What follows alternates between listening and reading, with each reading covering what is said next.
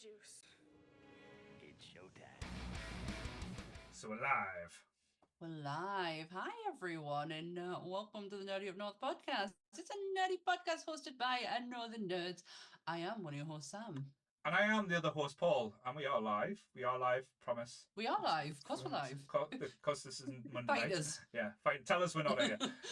Even though at the recording, Jess will probably be asleep on next Sunday when this is out after a weekend of debauchery and madness. But yes, we are joined by the beautiful and the vibracious, lovely and ever perfect Jess. Hi. Hi. She's looking all beautiful and sultry and good. Hiya. Have you been watching Top Grumps? Have you been getting lessons from Chris how to introduce yourself? All right. Ari. Right. How are you, Jess? How have you been? I'm good. Yeah. Excited for the lead up to the weekend of the big horror weekend of the UK. Wait, it's already happened. Oh, sorry, it's happened. I'm overwhelmed after the biggest weekend of horror in the UK. And look how fresh you look. Amazing. Tell you what, you did well killing Graham. Like, Graham is dead now because he annoyed Jess so much during the convention that that Jess has basically got away with murder. So well done, Jess. But yes. So yes. Yeah, it feels like I've only been speaking to you 5 minutes ago, which feels like I was. But yes. So tonight's episode, if you haven't noticed, with this having a guest, it's I would love to say it wasn't my pick, but it was, and not for the most obvious reasons at all. Like, say, I love goth girls and I love big boobs. But yes, so Elvira was well up my street, and I'll let Sammy do this disclaimer before I get myself into any more bother. A good idea. Yeah. So everything discussed in today's episode is our opinions and our opinions alone. If you'd like to discuss anything from today's episode, please come and join us on our Facebook page. Come and join us in the Discord or the comment section where we can have an open discussion. But what we won't have is anyone coming for us and telling us our opinions are wrong, because we can all agree to disagree in fandom. So let's keep it fun, keep it kind, and keep the toxic behaviour out of nerdism. Very well said. So this movie, shall we say? This movie is, Can I do the taglines before? I feel like that's such an icebreaker into this brilliant movie. Definitely. Yeah. Yeah. Well, okay. I'm gonna need an icebreaker because I, as I said, I've got to keep my eyes straightforward. Straightforward. Are you ready? Yeah. Elvira busts out in her outrageously funny feature film debut. Right. Okay. On the point, on the nose. It's the bust. Yeah. Here's something you'll all want to pick up. Right. Elvira makes her big scream debut in yes. her hot new comedy. Right. Okay. Here comes Elvira. There goes the neighborhood. And the one that we all should know, because it's the one that she says not only in this film, but everything that she does. Unpleasant dreams.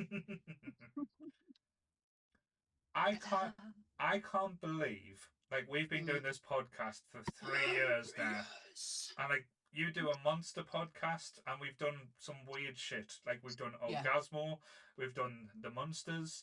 We've never touched on the majestic and the beauty that is Elvira.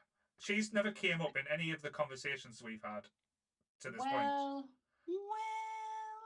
maybe one, but it wasn't this podcast. It was the Women of Nerd Culture. She was one of my inspirational women. Right. And that's the only time I've ever spoke about her. But yes. What type of league would you put, like, Elvira or Cassandra Peterson, shall we say? Because, like, there is icons of movie, there's icons of cult classics. I would put her on the same pedestal as I would put Dolly Parton. Oh yeah, 100%. But totally different. Yeah. Like in the most perfect way. Yeah. Yeah, in the most perfect way. Cassandra Peterson is an absolute treasure. I had the pleasure a couple of years ago of picking up her autobiography. Nobody on audio is going to be able to see this beautiful cover of her. But it's an eye opener. It's not life changing. No. It's certainly inspirational. Yeah. Especially for like, I was just starting Monsters, and you know, she's a horror host and stuff like that, and very inspirational. A life lived is the best way I can describe Cassandra Peterson, because she's done it all, from Las Vegas showgirl to stand-up comedian to when she used to do improv, when she was the Valley Girl before she became Elvira, Mistress of the Dark, which she has then managed to keep going for how many years now? She's still keep going. She's still going. She's doing. She's working for other horror TV channels, doing promotions like the Horror Nights and stuff like that. She does podcasts. I try to get her to come on here on one of our podcasts. I'll be honest though, and this is how much of a class act like her and her team are. Like, I've emailed so many different people like to try and get on the podcast or messaged out.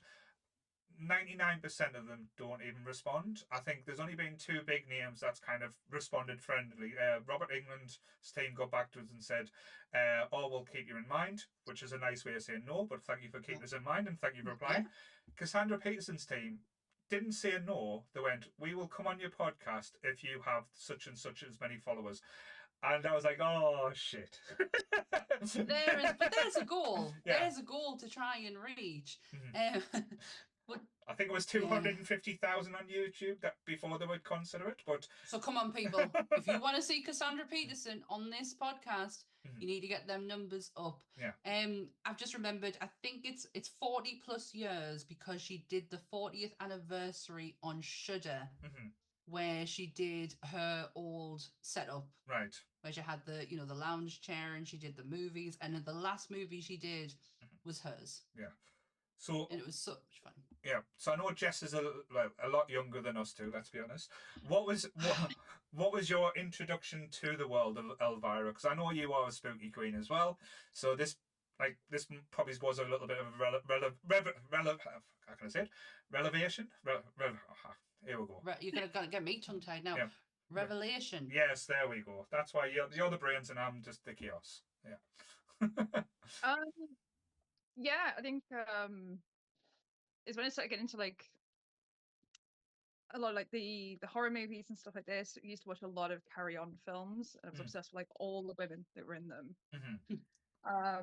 And my mum was just like, "Oh, there's this movie. Like, you should sit down and watch this. It's dead funny. It's great. Same kind of thing going on." But I think I was about 8 or 9 year old watching Elvira for the first time. And when I rewatched it, I'm like, "What were my parents thinking?" Mine didn't know. We have a constant running joke about it, that if it ever comes up in conversation of like, why did I turn out the way I turned out compared to my siblings? It's like, you showed me this movie at the age of 8-year-old and you didn't expect it to have an impact. Yeah, that's like, as much as my parents didn't know that I'd watched this, I grew up from a very young age on Rocky Horror. Yeah. From a very young age. Well. Yeah. What did they think was gonna happen? No, this is quite a smooth transition from like Rocky Horror to Elvira. It's quite. But what I loved about this movie, and I watched it again today, and again you still get the warm and fuzzy feelings, because I know people joke about it being a B movie, but this film does have heart. There's a lot of stuff going for it, and this came out in 1988, so the same time as Beetlejuice, which is just like crazy, because if you look on the production value for the both. Beetlejuice obviously had money. This obviously didn't have as much of a budget, but what the budget they had, they made the most with it. And if you look at like the type of the comedies that were coming out around about this time, like in the 80s, like we've just had like the Porkies, as I said, Revenge of the Nerds, like the proper sex comedy, like adolescent teens. That's probably the raunchy type of thing. And this that sex comedy.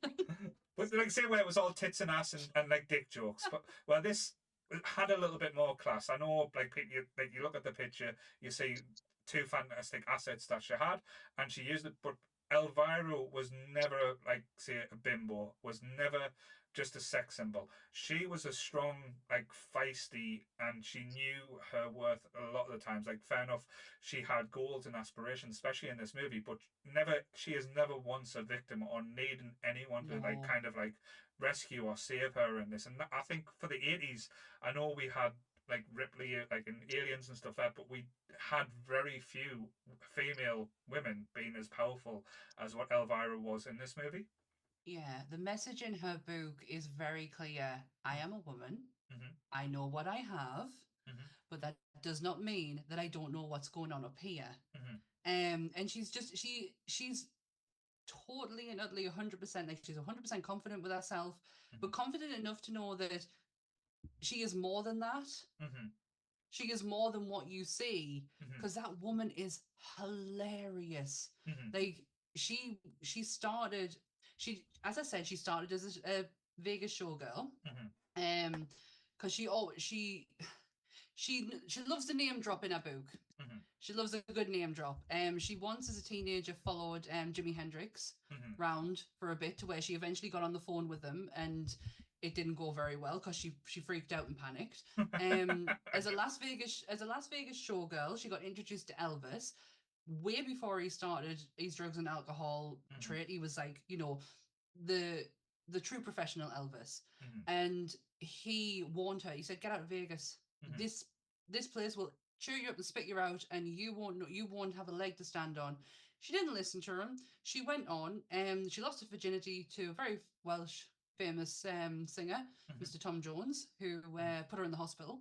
Oh dear. Yep, because the rumors are very true when it comes to Tom Jones. As I said on the Women of Nerd Culture podcast, he nearly split her in two. And I didn't think we were going to that length tonight, but yeah, still. The thing is, though, she was saying, in the next day when she went, after she'd come out of hospital, she went to go and talk to him because he had a residency at Vegas, and couldn't because his wife was there. Oh shit. So she. But she's so good at telling her story, because it moves on from Vegas and she goes into the Groundlands, where she meets Paul Rubens, and she was very good friends with what's his name, Phil Hartman.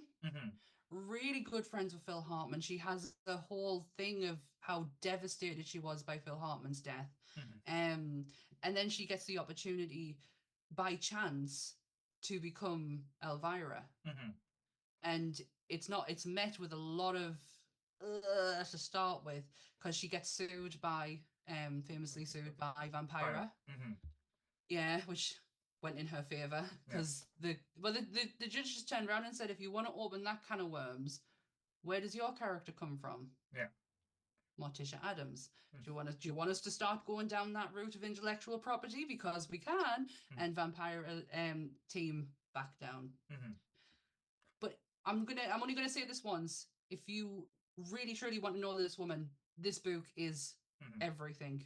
Right. It is so good. It has left a mark on us, for sure.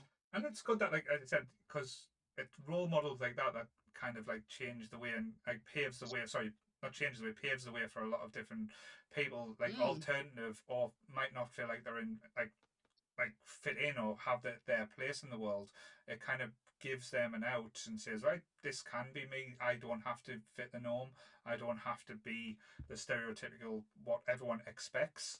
And she's all I ever wanted to be.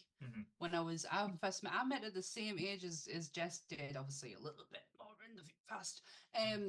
But I met her at 8-9 years old, and she was all I ever wanted to be.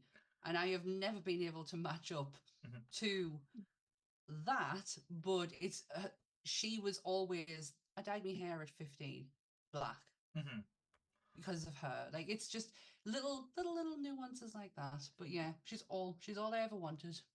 But it's all interesting as well with Jess saying about Elvira, like being her starting point being the Carry On films. They like the Carry On films is a very understandable. It's a very British bawdy, like tongue in cheek, like ooh ah misses, like kind of like innuendo jokes, and this was Elvira to the T, because I think I know it showcases her as in a sexual way, but there is very little nudity. Well, there's no nudity at all in this movie. There's like, as I said, there's little teasers and The stuff one- like, and Yeah. it's always just like the little jokes and all those. But she never like kind of like goes full hog with them jokes as well. No. It's very much like an American carry-on film, but done with a little bit more class in a way. I think at the such a start of the good way. movie, there's like the most hilarious, like kind of comedy bit with her, where she's gone into like her dressing room, she's kicking off, she's Mhm. gonna leave the studio and go to Vegas, and she's chucking like Mhm. about 5 pairs of stockings. There's about 3 pairs of knickers go over the side of the thing, and the guy's just catching them all. When she walks, she's still wearing the same outfit. She hasn't actually taken a single thing off. It's just No. the joke of, is she going to step out nude? And it's like, and she just never changes the outfit. No. She's like that for the entire movie. Mhm. Well, there is a reason why you'll never ever see Cassandra Peterson nude, and why she never did Playboy, why she'll never ever, why her dress is shaped the way that it is because Cassandra Peterson is about 70% covered in burn marks. Mhm. Mm-hmm. And you would never be able to see them. She hides them so well, but if she took her dress off, you can see all the way up her arms, all the way down her side, on her back. She was severely burnt as a child. All And right. that's the reason why that's why her dress is the way that it is. It hides every bit of thing that she needs hidden. Yeah, I think I'd seen the quote where it's like, the dress shows exactly what I wanted to show. All it Yeah. needs to show. Everything else is. Yeah. But yeah, it is. I think she is just one of those people of like, as far as, because there is the run of all the goth female icons, and it's great you see artwork of all of them all together. Mhm. But when you get the difference of like, yes, Vampire, you had a very punk-esque version. Yeah. But then you had like a run of Morticia, Lily Munster. It suddenly becomes very cutesy, very demure, very well put Very together. You've just got mindful. this, yeah. Now you've got this kind of ridiculous kind of slapstick, can have a laugh at herself kind of person. I think that's way more relatable because you can't walk around that demure all day. You know, the veil drops I've after so tried. long. But watching it today, and I know like the slapstick comedy, a lot of people like always go back saying, "Oh, Laurel and Hardy," or like say, "With the kings I of like love Laurel and Hardy. the kings of like slapstick comedy."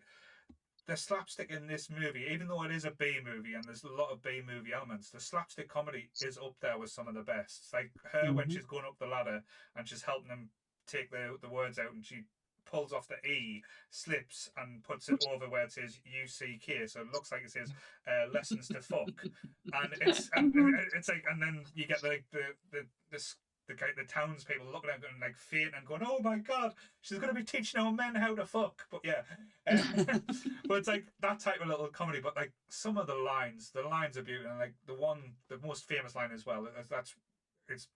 We said it on Beetlejuice last night, as reverberated like in pop culture, and is one of the best lines on RuPaul's Drag Race as well. Is "How's your head?" And Elvira, without a blinker, said, "Well, I've never had any complaints." And again, I don't know if that joke was ever said before or any other movies is, but I think that was my first ever hearing that little joke or hearing that comment. But it's done so naturally, and as well, it's just, as I said, it's a kind of like a blink and you miss it type moment. Yeah, I say she coined it. I'm just I putting would it out say, yeah, I there. think She coined that. But not, there's so many other ones. I mean, I love it because when they mention about the old biddy that runs the town, Oh and yeah. he's like, the only thing you've got to worry about is chastity pariah. And she's like, oh, I thought that cleared up.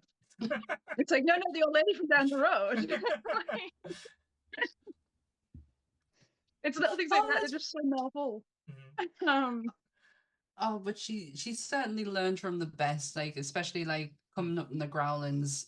There was a lot of talent behind there, and her relationship with Paul Rubens.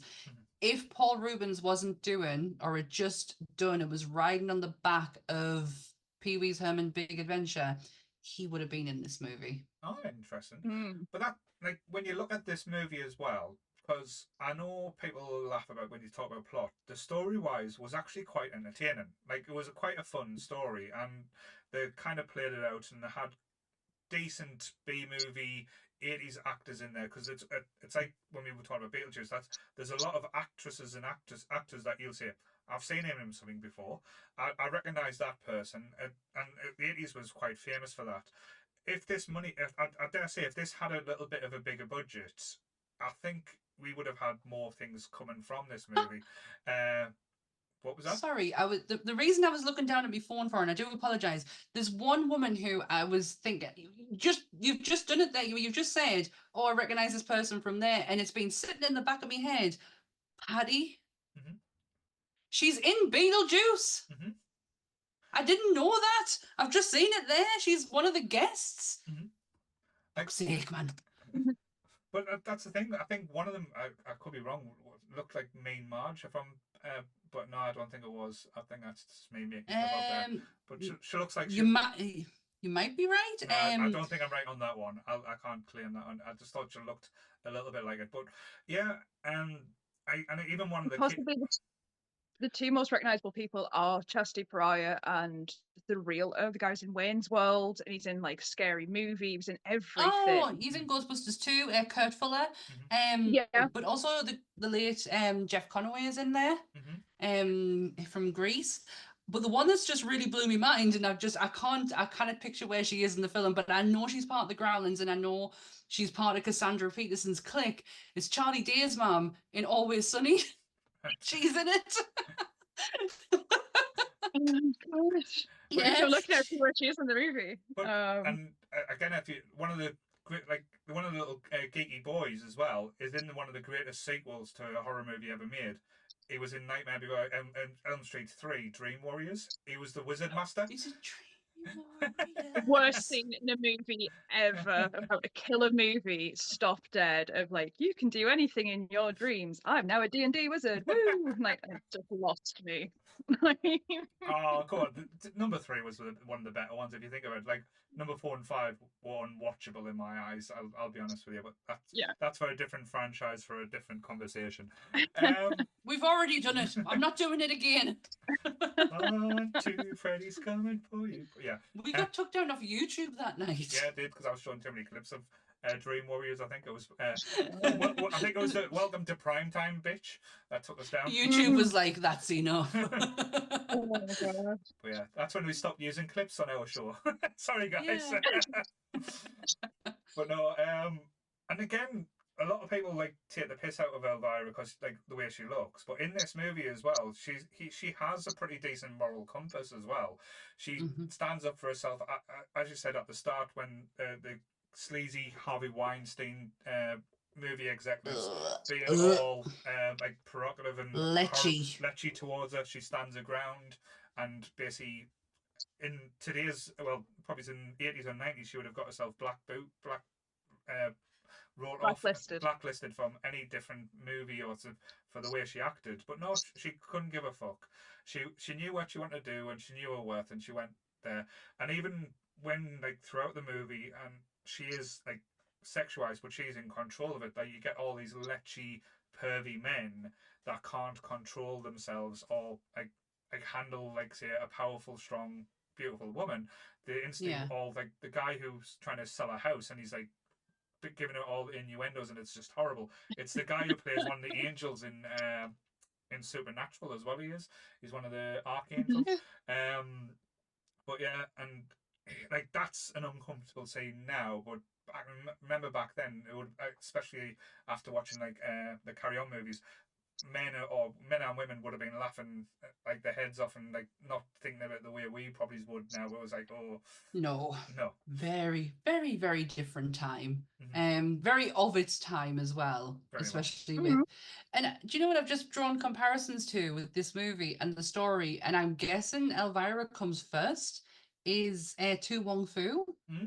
The story is quite similar. Honestly, it's just come to us then, and I was thinking like, you know, because you were talking about the plot, and I was like, oh yeah, this is really good. Like, it's just like it's quite wholesome in a way. And then I was like, oh god, so's Tu Wong Fu. Yeah.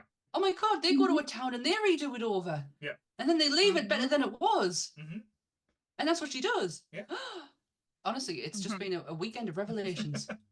But, like, with any B movie though, that does have some fantastical and weird elements, like the whole witchy element was just hilariously done, where she was left her auntie's cookbook, and turned out to be like a spell book.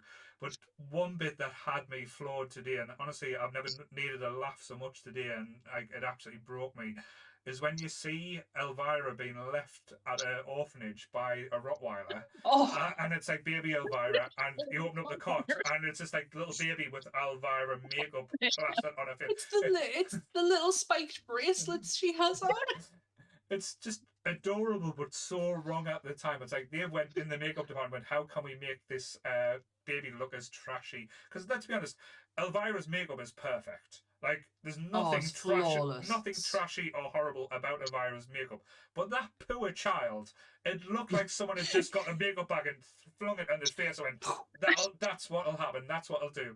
And it just looked so confused looking up at you as well. It was just like, what's happening? What's going on? It's the pink blusher. Yeah. Like Yeah. I know she wears a lot of blush, but my goodness, that baby, like it's already pink to start with. It doesn't need any more. I absolutely adore a dog. Mm-hmm. Yes. Gonk. Can we spend a few minutes talking about how Gonk is just amazing? And I so want that dog. It's just the transformation as well, and its own little personality and how it runs around, like being adorable or helping the story going along as well. That's the incredible part. I've got him there. He's in the cabinet. It is. I thought you had the dog Gonk. was awful to work with. Apparently, it was an absolute nightmare, and like the bane of the movie set was dealing with this dog because it only liked the handler. It bit the guy from Wayne's World. He ended up with an actual injury on his ankle because it fully went for him. Okay. And it's called like Binny or something like that. That's the actual name of the dog. The illusions have been shattered. To be fair though, if you were that dog, how pissed off would you be if you're being dressed up like that? It lost all self-respect, because like they didn't just put like thing, they actually modelled it and did all the different effects. That was actually proper on him, bless it. The poor thing had a Mohican and yeah, I felt sorry for the dog for that. We always joke when I was a kid because we watched the movie all the time. We had a Westie. Mm-hmm. And my mum was like, I never would. She was like, but I'd love to one year for Halloween actually turn him into Gonk. Like, if there was an ethical way to do it, which I think there is now. At the time, there wasn't. Yeah, it always used to worry me when I was like, what are they actually like? Not as a child, obviously. I'm not thinking about that. I'm just like, oh my God, that dog is so cool. But as an adult, I'm like, what are they actually using on that animal? Because I know it's only just improved in the last few years where you can get like powdered colouring where it's not, permanent fucking dye. But yeah. How did they do that? Choices were made, but yeah. But as the story goes on, it does get ridiculous. But I love the fantastical and like the paranormal element to this movie. And with it being spooky season, this is right up the street for like the B movie. From the start, when you get the spooky, horrible uncle guy who wants all the powers, and he gets more and more desperate, and he's got little henchmen. That's just hilarious. Chasing after Elvira. But when she uses the cookbook for the first time, and the effects for that, like I know practical effects and everything, this was done so well. You think it's done shit, but honestly, when you watch it back, I would love to know how they did it properly, because it's basically they cook this like hot pot, and he just put cheese whiz and kettle chips in just to say make the soup taste better. And it opens it up, and this monster comes out, which is clearly someone's hand underneath the table. But then they pick up the pot and like move it in, and they drop it out of the pot, and it's almost like them. This is gonna sound really rude, but them bags of slime you used to get that used to like squeeze and it used to change its shape. Yes. I do know what you mean. It was almost like that in a blender, just run around in the sink one like this, and it was like that. I was like, are they motorized it? Is it? But it looked so fucking funny though. I was laughing me tits off. Like I've not laughed as much watching a movie like today than I've watched Elvira. Oh, I'm so pleased. Do you not think it reminded you of the goo from Ghostbusters 2? Do you know when it comes out the bath in Dana's apartment and it's like layers up. It reminds us of that so much. Just without the CGI and the millions budget. Yeah, yeah, but that's it. That's it. Like I was telling Paul before we started recording. This movie is like completely financed by her. Mhm. Her and her husband got the finance for this. This is what, like, when you think about the budget, and then which I don't know, and I'm very sorry, I'm very unprepared today. 7 but million. see, that's not a great deal, especially for what they were dealing with. Yeah, and especially when you look at what the shots like. They had a massive house, and they actually painted the house as well. They had some big shots for this movie as well. It's not where it's like everything was enclosed like in one room. It's not like a Clerks where everything is filmed in like single shots and thing.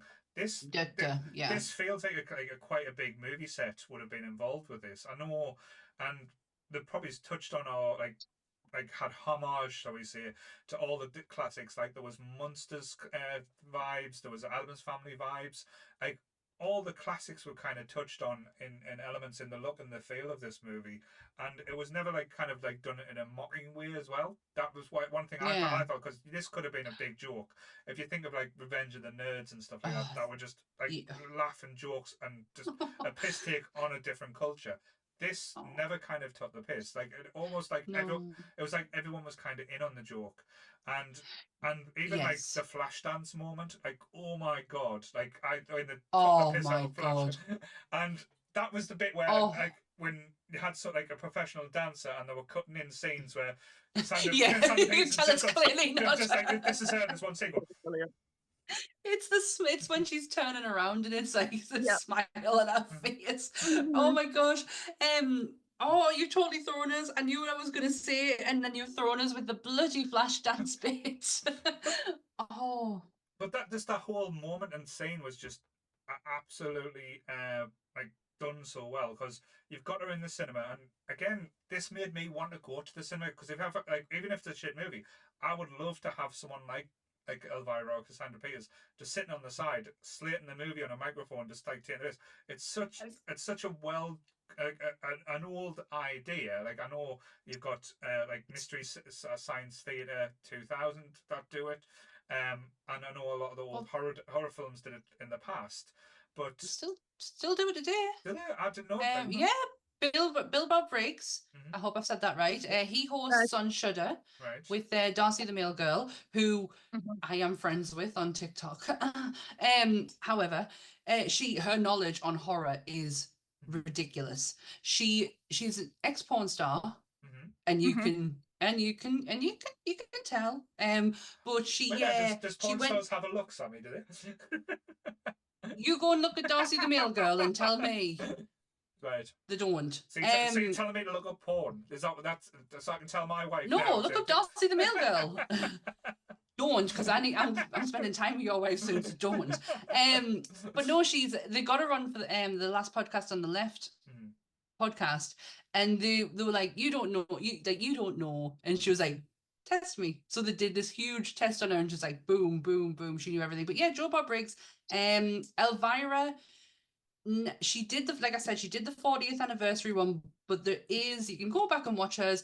The very like, if she's only done anything recently, it's her popping up now and again in a little bubble and just saying a one-liner. But then the end of the movie, she sits and talks about it. You would love Joe Bob Briggs, Paul. Right. You would absolutely. He's amazing. Like that man knows more about horror than anyone, and he's been doing it for so long, and Shudder have given him such a platform, because he was very much on the like obscure, like not many people knew about him. You had to like have special access for certain things to see him, and now he's completely accessible, and his sets are brilliant, his guests are brilliant, his movies are fantastic what he picks. Cool. He's on Shudder. The same sort of thing that Elvira had originally when she was doing it as the TV show, is that for some people it was the gateway of being able to watch a movie you couldn't get hold of. You'd have to watch it cut into segments, because it would cut away to her talk, go back to the movie. Joe Bob does the same thing, so it's been great for a few movies that have not been on Prime, but he's covered them, so I can sort of watch the movie segmented through him. Oh, that's a good way of doing it. But Darcy is almost the modern day Elvira in a sense. She really is. There for a look. 100% Right. she's there for a look. Yeah. There's lots of tongue-in-cheek jokes that gets made to him her about being an ex-adult film star and an ex-Playboy model, Mhm. about what really goes on. But she knows everything. She's the one keeping him right sometimes Yeah. about what the actual facts are. Yeah. And He's it's been always good to doing. see when people don't appreciate that, and everyone just see like, oh, she's just there because she's Yeah. boobs, and it's like, And she always cosplay, well, not always, but she 9 times out of 10 she'll be in a cosplay of something random. It might not even have anything to do with the movies that they're talking about. But he's been doing it since 1986. Yeah.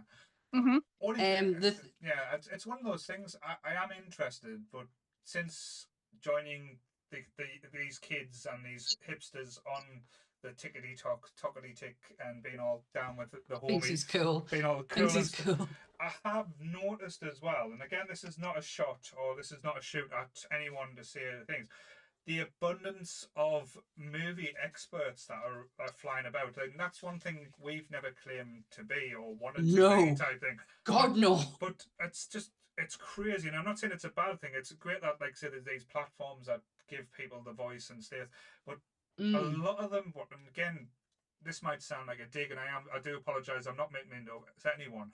But a lot of them are just reading off facts like it's Wikipedia, or it's like this person directed this movie and such, and just all going off that, and that is basically the content they are putting out.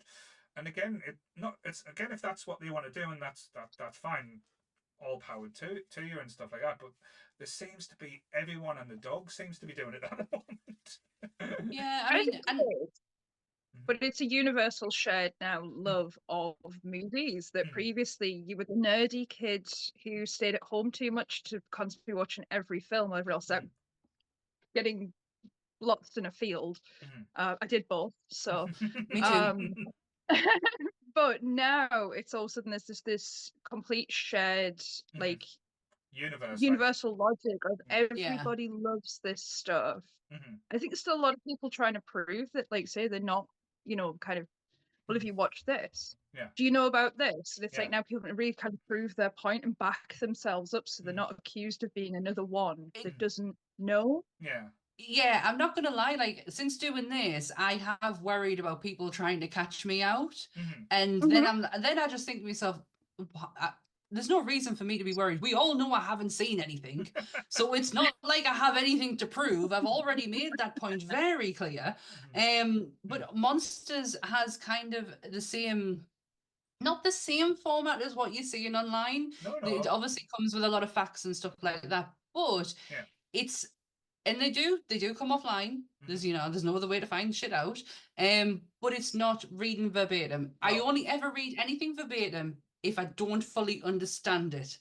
So, like, if there's a convoluted story that I don't particularly want to mess up, it's the only time I'll read something verbatim. The rest of it is just you can see it's just when you do talking shit. When you do Monsters, you're talking about something, and if something generally does touch you, like Troll 2 did, that was like hilarious just to see your reactions and stuff from it. And that again, that's not, again, I'm not slating people who go out and do that because we do similar things, like we've got different things, but it's just amazing to see how many people do that type of thing as well. And probably that's why probably our stuff doesn't get as many views. I'm not saying I don't want more views, but because we kind of like go into more, well, like most of our episodes are like, what, like, we're trying to get them down to about an hour 20, an hour and a half, but like when they go over that, because it's like the passion, well, you see all the other ones that they condense everything down into 10-15 minutes, like slots, or even less than that.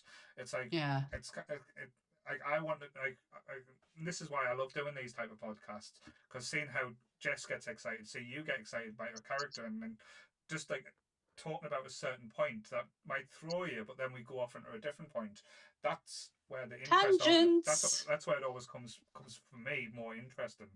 Again, that wasn't me taking this shot. I was just being very careful. No. And I totally get what you mean, because I've seen them myself where they're sitting there and you can tell they're just reading off something that they've literally ripped off Wikipedia to almost prove a point. Like, I love this. Like, well, if you love it, just if you really are genuinely passionate about it, just say why. The only reason, like, the format that we have for certain shows that we do is just to be more informative, is to be a bit different. So we're not just repeating how Nerdy Up North's done and stuff like that. But I've just thought of another. Oh, go on. What were you going to say? I was going to say fact and point. We've had 3 episodes on Beetlejuice in the last month, and they've all been weird and wonderfully different. Totally different. Completely and utterly 100% different, every single one of them. I've just thought of another horror host who is still performing today. And he is probably older than Elvira, maybe. Svengoolie. I was going to say Vincent Price is dead, so it can't be him. So. Oh, don't it. Still raw. No, Svengoolie, or Svengali, however way you want to say it. He still is doing a show. He's now added new cast members to it. He's made it a whole production, and he's still horror hosting. So there is still people out there. It's just we don't get to see them because it's like special access to them again. I know Joe Bob Briggs has got more of a reach now because he's on Shudder. Yeah. But the rest of them, it's you gotta really go and find them. Monsters intro is in tribute to Svengoolie. Cool. Were we all inspired by someone? Like I rip off Kevin Smith, like nobody's business. Like as I keep on telling everyone, I am just I'm just a witch version of Kevin Smith, just with less talent. Timu. I got jealous over Michael when Trek first came out, and Michael perfected his intro, and I was like, no. I know. I'm not having this. So I went out and looked at B horror movie, and this is how I found them all out, that they're all still there. But I've been watching Joe Bob Briggs for years. They are so much fun. Honestly, Paul, if you had like just a day of doing nothing, I would recommend just putting one of these shows on, because they're all long. I can't even get half an hour doing nothing with you retrobates coming after us with shit. It's like I tried to even quick to get 2 weeks off. That didn't work. No, you landed a big fucking job, you did. 21 million they made. 21 million. And I felt guilty that they paid for our train tickets. Fuck that. I was guilty after that. I thought you could have paid me more. Yeah. You got that much out of it. The videos, the content we put up for that as well, it was worth much more, I can tell you. There was quality content we did. Absolutely. Even though I wasn't there, but I was still part of it. I was still kind of there in spirit. But yeah, coming back to Elvira. Elvira. We just went on massive tangents. Do you know we've just had a hefty weekend? Yeah. Can I just say, have a bit of sympathy. It's been a moment. It's been a day. But yeah, one of the scenes that I just like, again, it shouldn't have worked, but it was done so well, because like a lot of these moments in this film shouldn't have worked, or shouldn't have been as had no right to being as good as it should have been. The chastity picnic party, where basically the curse goes in and she's like, oh, it doesn't work, but it's made these like say frigid, tight-knitted people, the most horny, randy people you have ever seen, and you see some nanas stripping, nanas sitting on people's faces. Someone runs off with a sheep.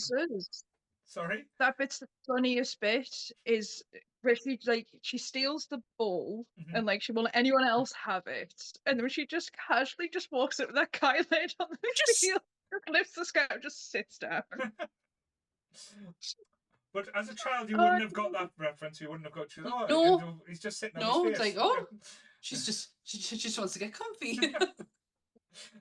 that's a nice. Yeah, I think that's the thing with this movie. Like, considering when I watched it at my age, and now my daughter's at the same age now. But to be honest, no, I would not show my children it now. Because I've got more fear watching it of just like, I don't want to have to answer any of those questions after they've watched the movie. When are we I think that's the problem now. When are we going to the chastity picnic, Mum?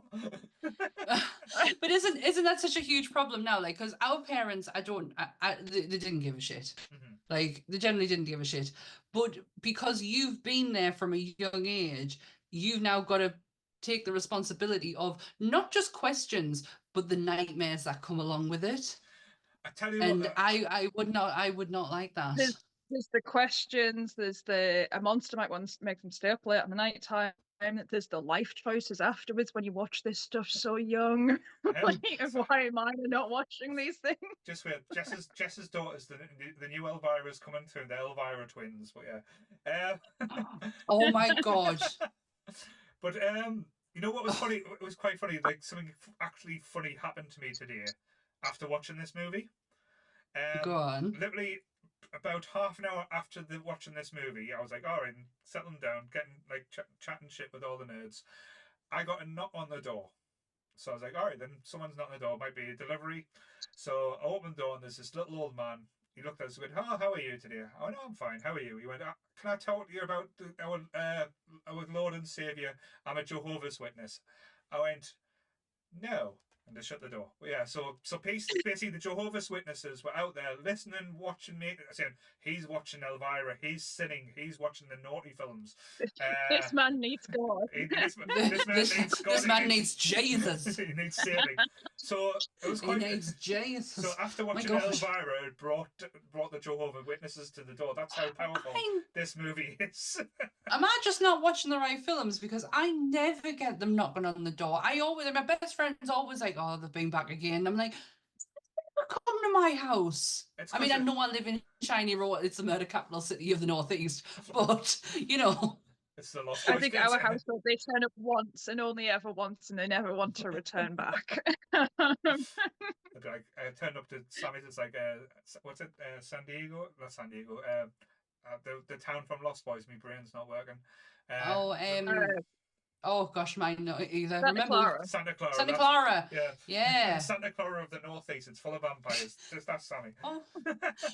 Sorry, just a quick one on the Lost Boys. Have you seen the Lost Boys poster on Amazon Prime? Because it's on Prime to watch for free. Have you seen the poster? No. Yeah, it's like French or something, isn't it? Instead of being it's a completely different language. Oh well. Yeah, I was the other day and I was like, why? I was like, is there a dubbed version? Like, no, it's the full American version, but not the right poster. I'm so sick of finding links to things that are turning out to be Spanish and Italian that I was like, are you telling me now Prime's doing it to us?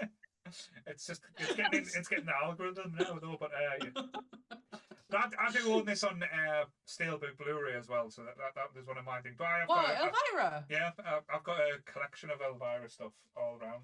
Yeah, I know. But yeah, we don't need to talk about that. No, I found that it was it's on YouTube. You can watch it on YouTube for free. Oh, yeah, right. Someone was really lovely and uploaded the full true. movie. Bad quality, but you can still watch it. I have little neon Elvira. My friend's got mine. I'm waiting for it. I was looking today. I was like, I realized I didn't have it here yet. They've still got it. Well, like, to Paul's credit, every time she comes up, on any version, and especially if she's been reduced in price, he always tells us, "I never buy her." The only one I didn't get, and I'm gutted I didn't, because I didn't realise at the time, if you pre-ordered it, the date came out from the NECA website, you got her autograph inside, and I missed out on the pre-order, and it was like, but the only thing was, it was kind of, I don't know, I think it was the Pride dress, so it was very colourful, but the problem with the Elvira figures, the last ones I've got, it's the exact same model, exact same head, and it's just a different dress, because I've got the black dress there, I've got the red dress there, but that's the only different one, the Santa Claus one, where you get the little gremlin and stuff like that as well. But I didn't get the Pride one, because I was like, I don't need another Elvira, but then I realised, I was like, shit, if I pre-ordered that from the NECA website, I would have got a signature, and it was sold out by the time I went back, but it was only, I think, 40 quid. Oh, that's... Oh no, he does. He always tells us whenever she's come up in, like, she's been reduced in price, and I literally have no room. I don't know what I'm going to do with all these purchases that I've made over the weekend. I don't know where I'm going to put them all. I think I'm convincing people. Show us what you bought, Sammy. Fuck off. Oh, it's all in the other room. It's put away.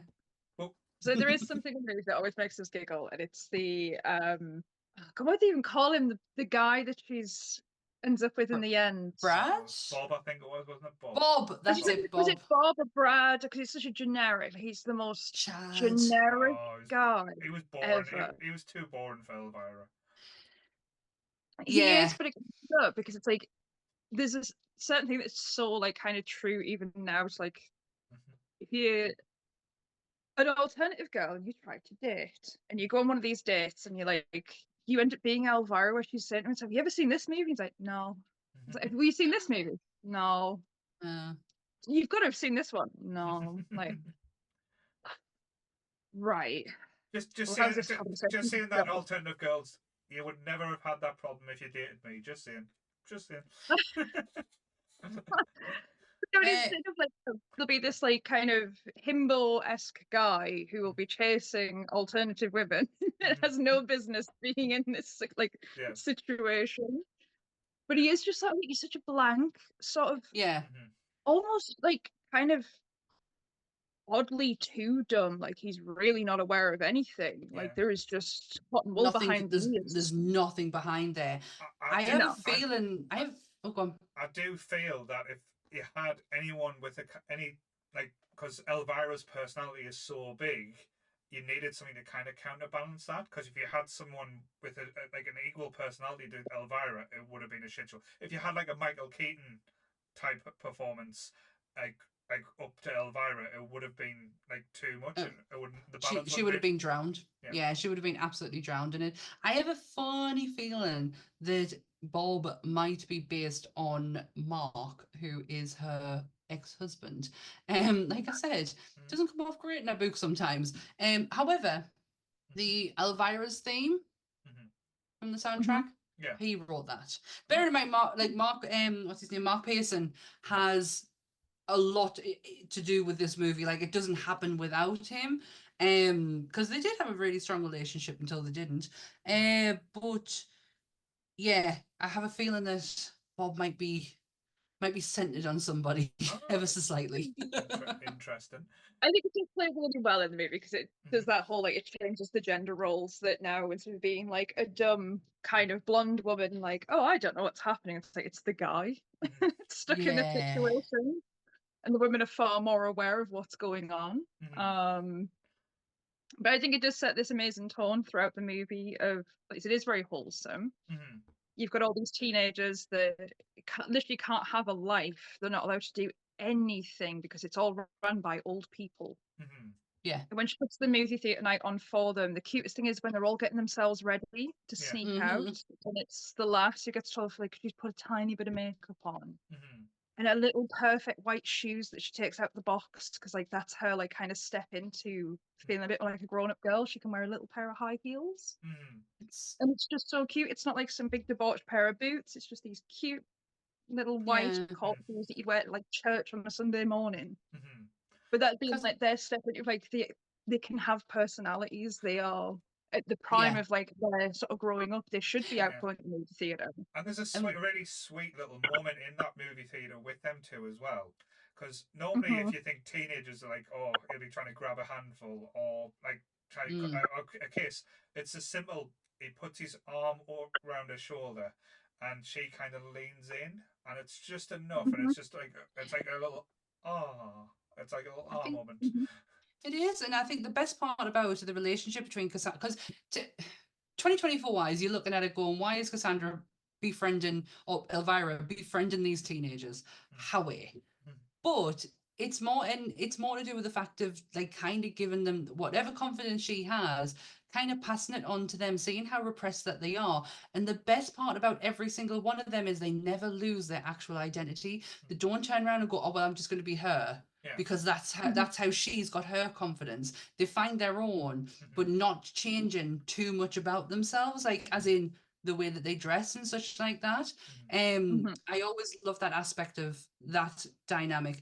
But what really interested me was the house itself.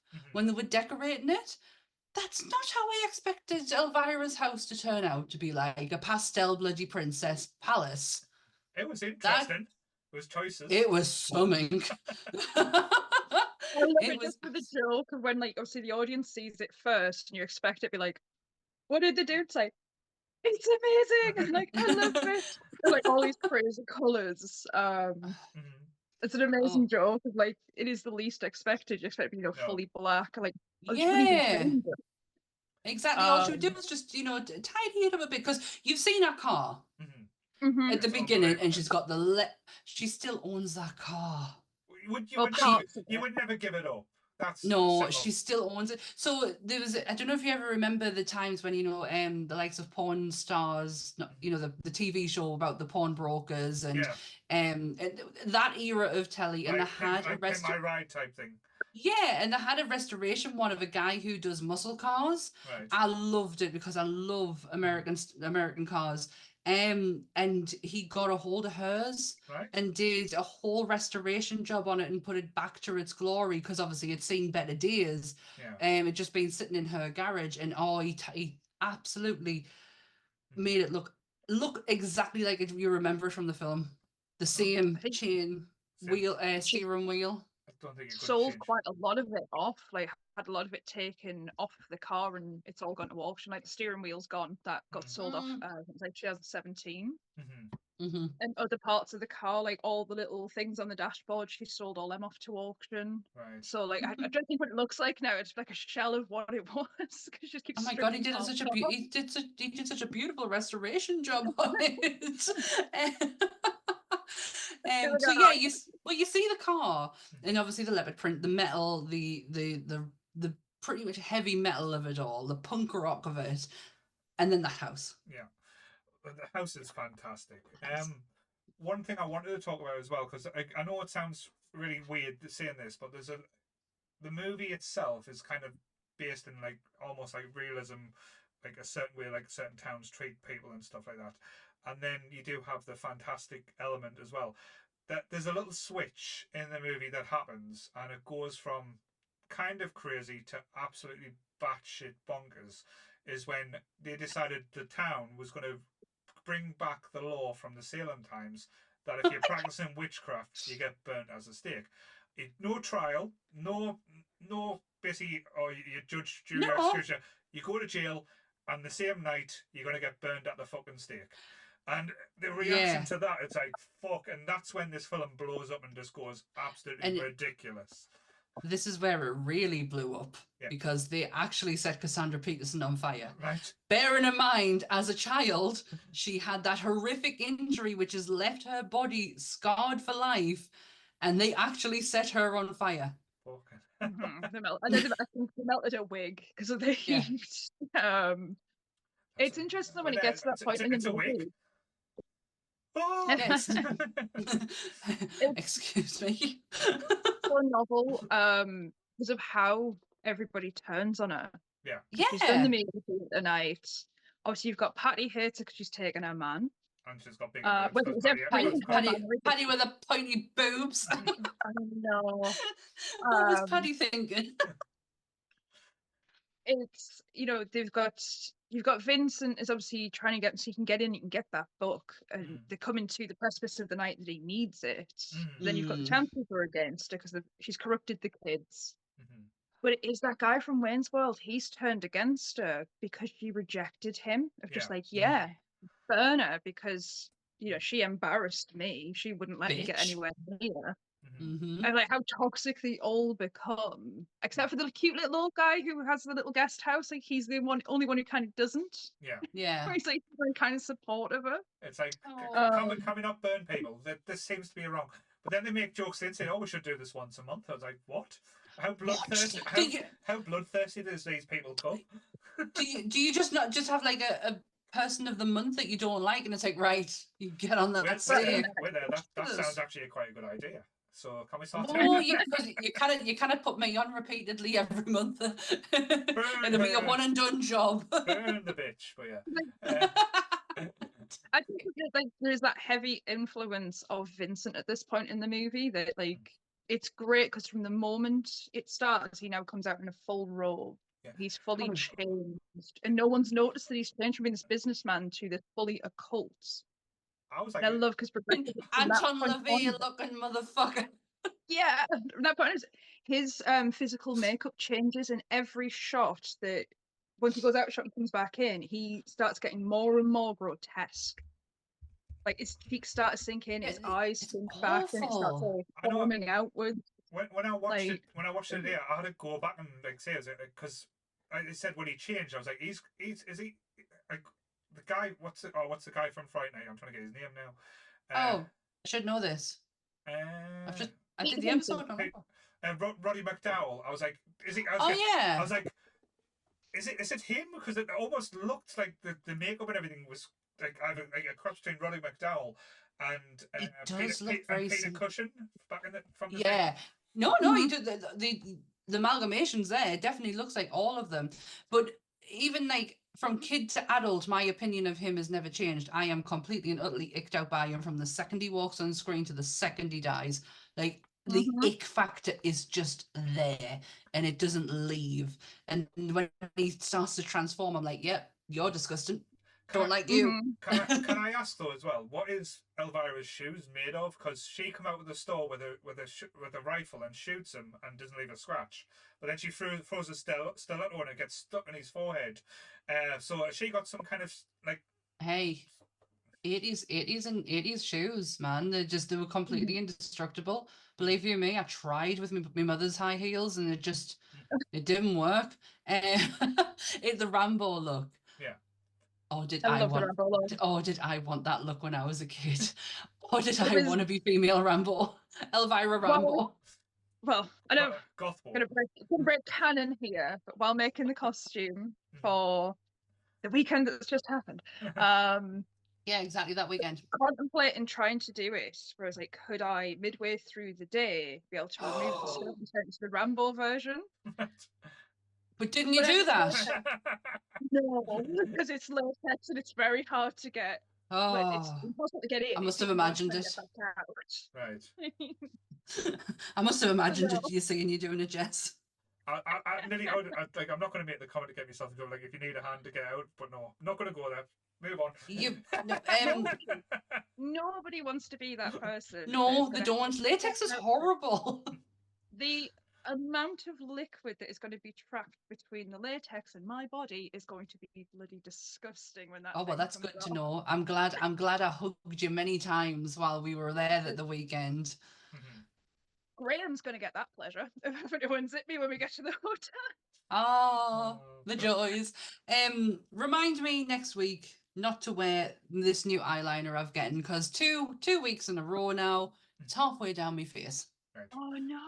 Yeah, I don't. Yeah, the same thing happened on the Beetlejuice episode. I mean, I was absolutely crying with laughter, and it was just down my face. I looked like the Joker at one point. Just to go into the soundtrack before we start wrapping this up. The last song, the Here I Am. Right. Yeah. Oh my God, did I ever have that on repeat forever and ever and recorded it on my tape recorder and just replay it, repeat. Do you know who it's written by? No. Are you Pee Wee Herman fans? Not really. No. No? Oh, well, if anyone is a Pee Wee Herman fan, like me, it was done by, I had to go and find his name because I couldn't remember it. He's called John Dixie Paragon and he played Jambi the genie in Pee Wee's Big Adventure and Pee Wee's Playhouse. And he wrote Here I Am, which is just, has a rap and everything in it, man. And she just. Oh, it's so 80s. Like, it's so great. And then also you just get that rap moment. You're like, I definitely know this is an 80s film now if like it had to include rapping. And the moving heads and the people who are dancing with the heads moving and the fact that she then booby tassels at the end. Yes. That is honestly, that is the pièce de résistance when it comes to this film. Because there's so many places this film could have ended, and like I said, they had to end it with this show as well. I would have been happy if they just did like a Name in Lights. I was saying, but you get to see Elvira's show, which was like I say, a bit special. But one thing I wanted, it almost didn't happen in the movie. All right. Apparently, when they were doing it, the executives at the film studio they were working with went, you can't have her on stage doing all of this. It's like we're going to end it basically like once the townspeople are like, please stay, Elvira. Like, you've been so great. And then they showed them the full cut and they're like, but could we? Because like some people push where she's like, no, I want the Las Vegas scene at the end. Yeah. Because the movie turned, they're like, It makes Go it on, go then. full You can have circle. it at the end. No. You Well, can have if your you don't, if thing. you don't have it though, it makes it go. It doesn't make it go full circle. She starts Yeah. off wanting to have her Las Vegas show, and she goes on Mhm. such a journey, transformation. She gets her show. Yeah. Like she manages to turn a whole town to be her friend and like not against her anymore. It could have been. She deserves her show. It could have been. They could have Mhm. done the Elvira town, like to have the Las Vegas show in that town. That would have been an interesting turning point. But like she Yeah, kind of but stick. But yeah, but she relived a dream. exactly. She just wanted the Las Vegas life because again, it's part of who Cassandra Peterson is. She does. I mean, she follows. This is such a great success. This movie, by the way, it's such a it's such a surprising success. And she follows it up with with Elvira's haunted mansion. Mhm. Oh, a haunted hill mansion, something like that. Oh, that didn't go down too well. She got studio money for that too, Right. and it just fucking bombed. Like, Yeah, wah, you don't wah. really hear too much about that one either. I know she's done other She stuff, she but won't release it. She doesn't really talk. Like, she barely mentions it in her book because it's such a like she would class it as a bit of a stain on this career that she's been incredibly proud of. She was not proud of decisions that she made Mhm. for this movie. So yeah, Oh, it's a you can shame. go and watch it. I mean, have your own opinion. Not bad. I think it's on Prime. It's just it misses it so much because they went for kind of like a House on the Haunted Hill esque. Hmm. Mm-hmm. It goes very period style horror, and it's like all the jokes that you had in the first one being like modern day Mhm. are all lost because you can't Yeah. have the same kinds of jokes in the second movie. Right. It's Um, so the first one's like campy. Mhm. This mhm. one's like, how do we elevate camp? We'll just turn it to 11, Right. and it doesn't work No. because you need The you subtlety. need that. You need the subtlety Yeah, type you thing. need the subtlety. You need that line that you don't quite cross, Mhm. and you get borderline cheesiness. That's not there with Yeah. this one. And one point I wanted to make before we finish talking about as well, because Yeah. like I know like Elvira is such an icon. Her Yeah. like fingertips and her like impact is just reverberated around nerd culture or even movie culture or pop culture as a whole. Like literally Mhm. so many things modern day now. And I don't know if you guys are watching it yet or if you've caught up with it yet. Have you watched The Penguin at all? No. And it's interesting. I know it's people's going to think, why is he bringing up Elvira with the Penguin? The character in it, Sophia Falcone, played by Christina Militoni, I probably just said it wrong there. Her look, like in the Penguin, like she starts off quite meek, but in the latest episode when it gives her a bit of a backstory and she's not to give spoilers how she's dealing with her family, she is the double of Elvira, just in a yellow dress. Oh. So basically, her eyes are so like painted almost like Elvira, and she wears a dress like quite low cut. And it's almost like she's empowered, like being quite empowered in this scene as well. And it's almost like they've taken the kind of like the inspiration with her look there from Oh that wow. aspect. And again, I only got it today because I watched Elvira, Mistress Yeah. of the Dark, and I've like before we've done this episode, I watched last night's episode, which absolutely honestly. I never thought Batman would be so close to The Sopranos. It's crazy at how good this Oh show well, is. that's gonna go well with a lot of people, isn't it? Yeah, it's like DC mobsters have never done well. Like it's always been done in the cheesy side. This is showing Yeah. the brutality, the dirty, the grime, and just Ooh. her performance. Like if she doesn't win awards, like honestly, what she goes through in the latest episode, it shows you Arkham being scary because Arkham's always been a joke. So I'm going into like Batman now, but this episode it shows you Tangents. the true fear and the true exploits of what goes on at Arkham Yeah. Asylum, and it's just. Oh, honestly, you've not mentioned it until today, so I didn't actually know it was on. I'm watching Interesting. that. I'm watching that much shit at the moment. Oh, like I like to say that I am, but I'm really not. I'm just repeating the cycle again. I'm back on Brooklyn Nine-Nine. But like say talking about Elvira esque like Audrey Plaza and Agatha. Wow. Yeah. But yes. Don't, because honestly, if we start talking about Agatha, we're gonna be here all night because I've got so much to say. Down, We'll just down, down, down. if No, I don't it's get fine. that goddamn song out of my fucking head too.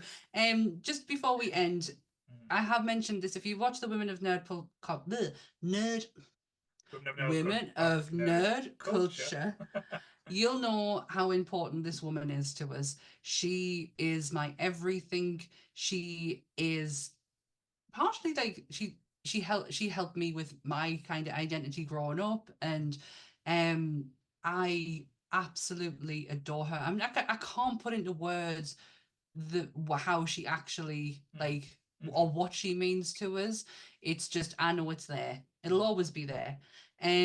But yeah, I just wanted to add that little ditty at the end, Cool. I'm not just in gonna. case you didn't Yeah. know how much I love her. I'm not going to do a rating for the film again because I don't think it's fair. Because it's not a 5-star movie, but again, there's nothing you would change in it.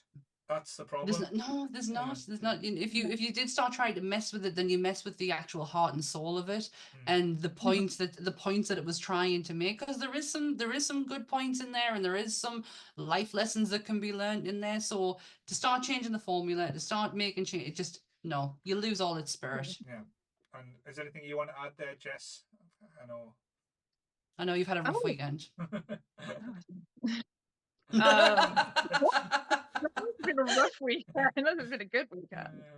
Not exactly the same as Sammy though. This was massively defining on kind of.